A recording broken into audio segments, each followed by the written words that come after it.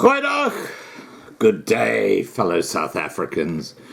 And yes, it's the Old Fart here again, and we have a growing Old Farts club, by the way. Hey, Kevin, hey, Martin, and the others.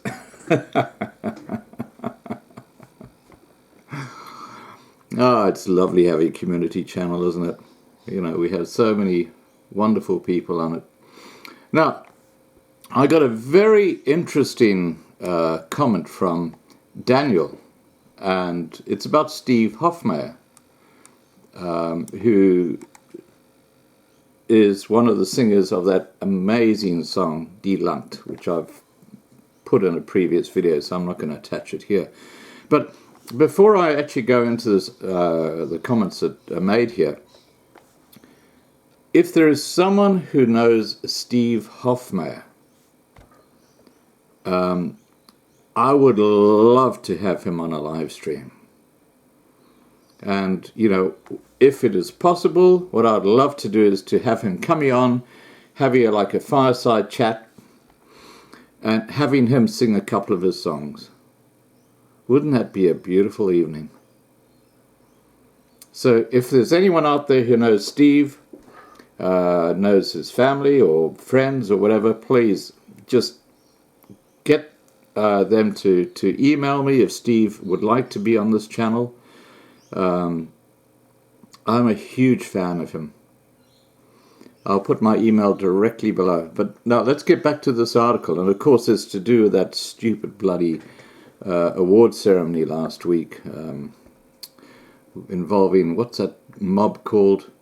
The cake something. It should be cuck, but anyway. Okay, here we go. It is a good question. Is Steve Hofmeyr a racist? If he is, why there is no complaint at the Human Rights Commission? The recent events surrounding Afrikaans under the guise of Steve Hofmeyr's so-called unacceptability for business entities such as Emerald Resorts, Toyota, and now also MultiChoice call for one to look for a connection between the events and also what it indicates, i.e., who's calling the shots behind the scene. It is clear that this attempt at climate change against Afrikaans is through organized business, as these entities are all members of Business South Africa. The chairman of MultiChoice is the organizer of the organization, who has close ties with the ANC government. It will be recalled that Lesufi of the ANC has called for Toyota to break its ties with Afrikaans. So you can see what's happening here.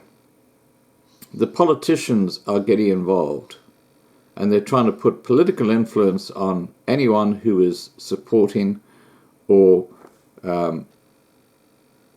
underwriting the culture of the Boers and the Afrikaners.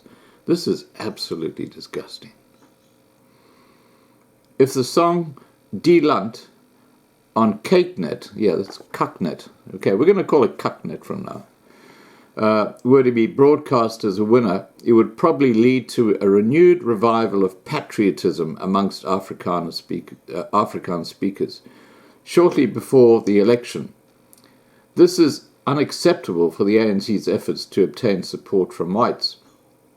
The big question is, if Steve Hofmeyr is, as they say, a racist, why have there never been any complaints against him at the Equality Court or Human Rights Commission? These efforts show many features of the white minority capital narrative used by the Zuma and Gupta camps to print land claims without compensation. One can now also start wondering why a program like Jukebox was removed from the air. Did Peter Kun's program not promote and introduce too many of the Afrikaans artists' work? The cancellation of the direct broadcast of the Guma broadcasts and the relocation to another time slot that leaves enough time for program editing. These actions are just a smokescreen to obscure the real purpose, namely the disempowerment of the Afrikaner. The question now arrives, what can ordinary guys do that are fed up with this political interference and censorship? First, take a positive step and buy the song from Steve, Bobby, Jay and Bok. Play it at every opportunity imaginable. Make it your cry. And, I've had several people on this channel who said that that's now my anthem for South Africa. And I think that really sums up Die Land. I think that people should now recognize that as their anthem. Because it really sums up what is going on in South Africa.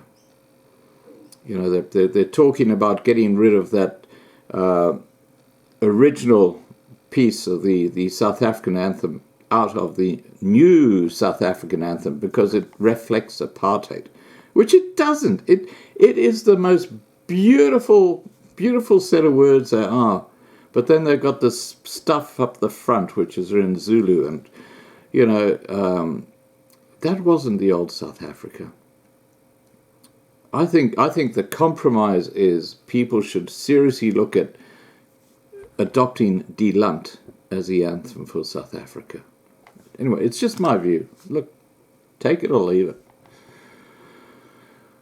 Okay.